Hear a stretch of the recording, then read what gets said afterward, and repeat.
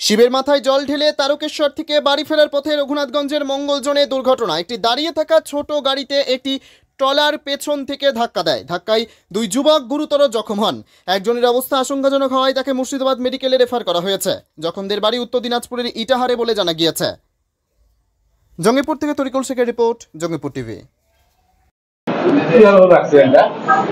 গাড়িটা রাস্তার সাইডে দাঁড়িয়ে ছিল। রাস্তা থেকে মোটামুটি 1-2 হাত দূরে গাড়ির মধ্যে দুজন বসেছিলাম। একটা ট্রলার আসে পিছন থেকে ধাক্কা মারে গাড়িটা উল্টে নিচে পড়ে যায়। ট্রলারটা ধাক্কা মারে যে আগে বেরিয়ে যায়। গাড়ির সঙ্গে অ্যাক্সিডেন্ট? হ্যাঁ, গাড়ির সঙ্গে ট্রলার গাড়ি ধাক্কা মারে পিছন থেকে। গাড়িটা দাঁড় করানো ছিল রাস্তার থেকে নিচে। কোথা থেকে আসছিলেন আপনারা? আমরা দেওঘর থেকে আসছিলাম, তারাপীঠ থেকে যাচ্ছিলাম ইটাহারে, উত্তর দিনাজপুর। কতজন ছিলেন? 5 জন ছিলাম। আহত কত? 2 জন আহত। একজনের অবস্থা খুবই সিরিয়াস, একজনের একটু কম। জল ঢালতে যাচ্ছিলেন না? জল ঢালে বাড়ি যাচ্ছিলাম। কোথায় এসে?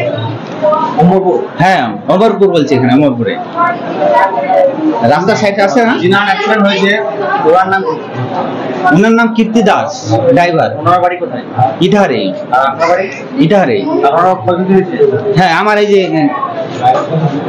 লাগেছে আর কি, আমার একটু ক্ষয়ক্ষতি হয়েছে। আমি গাড়ির ভিতর ছিলাম, ও গাড়ির গেটটা খোলা ছিল, ওর ক্ষয়ক্ষতিটা বেশি হয়েছে।